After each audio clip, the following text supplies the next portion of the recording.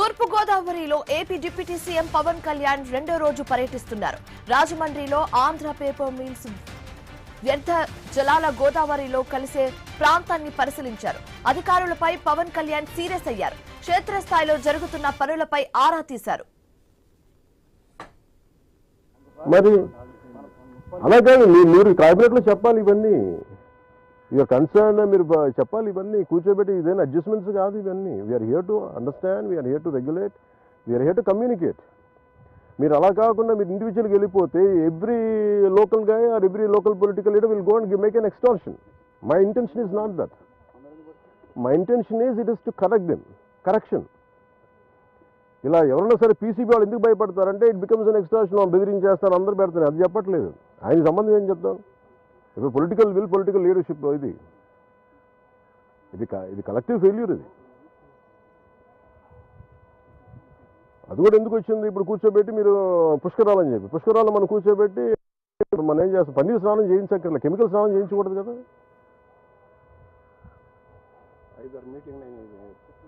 Sir ఆ meeting అవసరం లేదు sir, it is the responsibility sir. ఎంతండి? Okay, speak to CM. No any issue I'll speak in the cabinet. If too big an issue కూర్చోబెట్టి పెట్టుబడులు పారిపోతారంటే sir అందరూ ఇలా చేస్తే పెట్టుబడులు ఎక్కడి నుంచి ఎక్కడ పెడతారండి? మాకు తెలియదు ఒక ఇల్లు కట్టాలంటే గొయ్యి తవ్వాలని. మరీ కూర్చోబెట్టి కథలు చెప్తారు అందరూ. మరి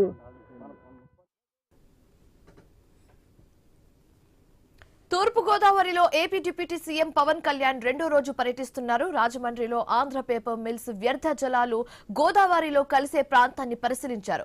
అధికారులపై పవన్ కళ్యాణ్ సీరియస్ అయ్యారు. క్షేత్రస్థాయిలో జరుగుతున్న పనులపై ఆరా తీశారు.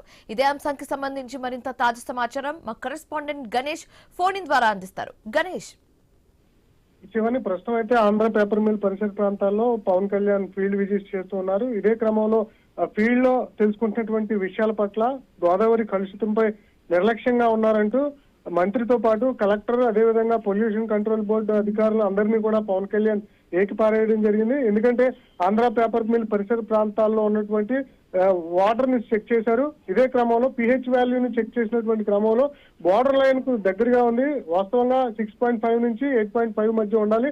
అయితే ఇది 7.5 మధ్య ఉండడంతో పవన్ కళ్యాణ్ ఈ అంశంలో సీరియస్ కావడం జరిగింది.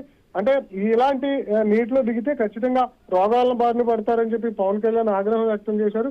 గోదావరి పుష్కరాలంటే కూడా అందరూ పుణ్యం లభిస్తుందని చెప్పి పుష్కరాల్లో నీటిలో దిగుతారు.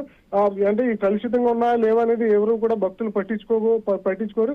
పుష్కరాల సమయంలో ప్రతి ఒక్కరూ కూడా గోదావరిలో మునిగి రావాలని చెప్పి కోరుకుంటారు. అలాంటి సందర్భంలో ఇలాంటి బ్యాక్టీరియా ఉన్నటువంటి వ్యర్థాలతో నిండిన గోదావరి నీటిలో స్నానాలు చేస్తే పుణ్యమేమో గానీ రోగాలు కంపల్సరీ వస్తాయని చెప్పి పవన్ కళ్యాణ్ అధికారుల మీద ఫైర్ అనేటువంటి సందర్భం. ఎంత ఇక్కడ పర్యావరణంలో ముప్పు జరుగుతున్నప్పుడు, గోదావరి కలుషితం అవుతున్నప్పుడు ఖచ్చితంగా ప్రభుత్వం దృష్టికి తీసుకురావాలి కదా అని చెప్పి కలెక్టర్ చేకూరి కీర్తి మీద సీరియస్ అయ్యారు. సీఎం రివ్యూలో వీటన్నిటిని కూడా మీరు పెట్టాల్సి ఉంటుంది, కానీ ఏమి పెట్టకుండా నిర్లక్ష్యంగా ఎందుకున్నారంటూ కూడా కలెక్టర్ నిలదీశారు. అదేవిధంగా జిల్లా మంత్రిగా కందులు దుర్గేష్ ఉన్నారు. మీరు జిల్లా మంత్రిగా ఇక్కడ ఉండి వీటన్నిటిని కూడా పట్టించుకోవాలి కదా, పరిశీలించాలి కదా అని చెప్పి పవన్ కళ్యాణ్ సీరియస్ అయ్యారు. తాను పర్యావరణ పరిరక్షణ శాఖకు మంత్రిగా ఉన్నాను, అసెంబ్లీలో ఎవరైనా ప్రశ్నిస్తే నేను సమాధానం చెప్పాలి అని చెప్పి పవన్ కళ్యాణ్ చెప్తూ వచ్చారు. గోదావరి పుష్కరాలన్నా, కృష్ణా పుష్కరాలన్నా, ఇతర పుష్కరాలన్నా కూడా తెలుగు రాష్ట్రాల్లో అంటే ప్రాధాన్యత ఉంటుంది. మా తెలుగు తల్లికి అనే పాట పాడుతూ ఉంటాం. అలాంటిది ఇప్పుడు ఇలాంటి పరిసర ప్రాంతాలు, ఇలాంటి గోదావరి యొక్క అంటే వ్యర్థాలతో నిండినటువంటి గోదావరిని చూస్తుంటే మా తెలుగు తల్లి విలవిలా అంటూ పాడుకోవాల్సినటువంటి పరిస్థితి వచ్చిందని చెప్పి పవన్ కళ్యాణ్ కీలక వ్యాఖ్యలు చేయడం జరిగింది. ప్రస్తుతం అంటే రాష్ట్రంలో పరిశ్రమల అభివృద్ధి జరగాల్సి ఉంది, కానీ ఆ ప్రజల ఆరోగ్యానికి హాని కలిగించేటువంటి పరిశ్రమలు ఉన్నప్పుడు ఎందుకు చర్యలు తీసుకోకూడదని చెప్పి పవన్ కళ్యాణ్ ప్రశ్నించడం జరిగింది. ఆంధ్ర పేపర్ మిల్ విషయానికి వస్తే 13 కోట్లు ఇంకా ట్యాక్స్ బకాయిలు కట్టాల్సి ఉంది, కానీ ప్రాఫిట్ విషయంలో మాత్రం 500 కోట్ల వరకు టర్న్ ఓవర్ చేస్తుంది. ఇలాంటి 500 కోట్ల టర్న్ ఓవర్ చేసేటువంటి కంపెనీ కేవలం 13 కోట్లు ట్యాక్స్ ఎందుకు కట్టట్లేదు?